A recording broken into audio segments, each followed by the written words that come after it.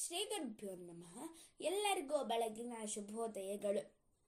ಆಂಜನೇಯನ ಸ್ವಾಮಿ ಭಕ್ತಿ. ನಮೋಸ್ತು ರಾಮಾಯ ಸಲಕ್ಷ್ಮಣಾಯ ದೇವೈ ಚ ತಸ್ಮೈ ಜನಕಾತ್ಮಜಾಯೈ.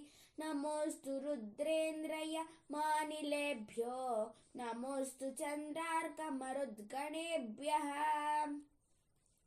ಶ್ರೀರಾಮನಿಗೂ ಲಕ್ಷ್ಮಣನಿಗೂ ಜನಕ ಪುತ್ರಿಯಾದ ಸೀತಾದೇವಿಗೂ ನನ್ನ ನಮಸ್ಕಾರಗಳು. ರುದ್ರ, ಇಂದ್ರ, ಯಮ, ವಾಯುದೇವತೆಗಳಿಗೂ ಹಾಗೂ ಚಂದ್ರ, ಸೂರ್ಯ ಮತ್ತು ಮರುದ್ಗಣ ದೇವತೆಗಳಿಗೂ ನನ್ನ ನಮಸ್ಕಾರಗಳು. ಆಂಜನೇಯನು ಶ್ರೀರಾಮನ ನಾಮಸ್ಮರಣೆ ಮಾಡುತ್ತಾ ಅತ್ಯಂತ ಸುಲಭವಾಗಿ ದಕ್ಷಿಣ ಸಾಗರವನ್ನು ಹಾರಿಕೊಂಡು ಲಂಕಾ ಪಟ್ಟಣಕ್ಕೆ ಬರುತ್ತಾನೆ.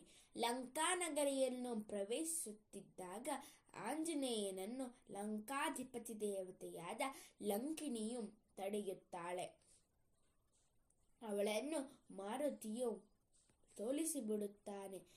ಆಗ ಆ ಲಂಕಿಣಿಯು ಬ್ರಹ್ಮನ ಹಿಂದಿನ ವರವನ್ನು ಜ್ಞಾಪಿಸಿಕೊಂಡು ಆಂಜನೇಯನಿಗೆ ಲಂಕಾಪುರಿಗೆ ಹೋಗಲು ಅನುಮತಿಯನ್ನು ಕೊಟ್ಟು ಹೀಗೆ ಹೇಳುತ್ತಾಳೆ.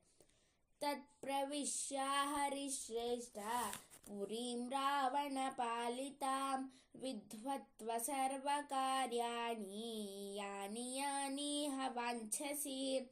ಕಪಿಶ್ರೇಷ್ಠನೇ, ರಾವಣನಿಂದ ಪಾಲಿತರಾಗಿರುವ ಈ ಲಂಕಾಪುರಿಯನ್ನು ನೀನು ಸಂತೋಷದಿಂದ ಪ್ರವೇಶ ಮಾಡು. ನನಗೆ ಇಷ್ಟವಾದ ಎಲ್ಲ ಕೆಲಸ ಕಾರ್ಯಗಳನ್ನು ಮಾಡಿಕೊಳ್ಳಬಹುದು. ಏನು ಬೇಕಾದರೂ ನೀನು ಮಾಡಿಕೋ ಎಂದು ಲಂಕಿಣಿಯು ಆಂಜನೇಯನಿಗೆ ಆಶೀರ್ವಾದವನ್ನು ಮಾಡಿ ಒಳಗಡೆ ಕಳಿಸಿಕೊಡುತ್ತಾಳೆ. ಅದರಂತೆ ಲಂಕಾನಗರಿಯನ್ನು ಪ್ರವೇಶಿಸಿ ಆಂಜನೇಯನು ಅಲ್ಲಿ ಎಲ್ಲ ಕಡೆಗಳಲ್ಲಿಯೂ ಹುಡುಕಿದರೂ ಸೀತಾದೇವಿಯು ಸಿಕ್ಕುವುದೇ ಇಲ್ಲ.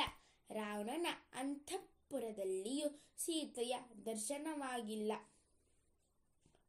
ಅತ್ಯಂತ ದುಃಖಿತನಾದ ಆಂಜನೇಯನು ನಿರ್ವಿಣ್ಣನಾಗುತ್ತಾನೆ. ಸೀತಾ ದರ್ಶನವಾಗದಿರುವುದಕ್ಕೆ ತನ್ನ ಅಹಂಕಾರವೇ ಕಾರಣವಾಗಿರಬಹುದು ಎಂದು ಭಾವಿಸಿ ಆಂಜನೇಯನು ಈ ಮೇಲಿನಂತೆ ಶ್ರೀರಾಮಾದಿಗಳನ್ನು ನಮಿಸುತ್ತಾನೆ, ಸ್ತುತಿಸುತ್ತಾನೆ. ಅನಂತರ ಅಶೋಕವನದಲ್ಲಿ ಸೀತೆಯನ್ನು ಹುಡುಕಲು ಹನುಮಂತನು ಮುಂದಾಗುತ್ತಾನೆ. ಮನುಷ್ಯನು ಅಹಂಕಾರಿಯಾಗಿದ್ದರೆ ಯಾವ ಕಾರ್ಯವನ್ನೂ ಸಾಧಿಸಲಾರ. ಸರ್ವೇ ಜನಾಃ ಸುಖಿನೋ ಭವಂತು, ಸಕಲ ಸನ್ಮಂಗಲಾನಿ ಭವಂತು, ಲೋಕಾಃ ಸಮಸ್ತಾಃ ಸುಖಿನೋ ಭವಂತು. ಧನ್ಯವಾದಾಃ.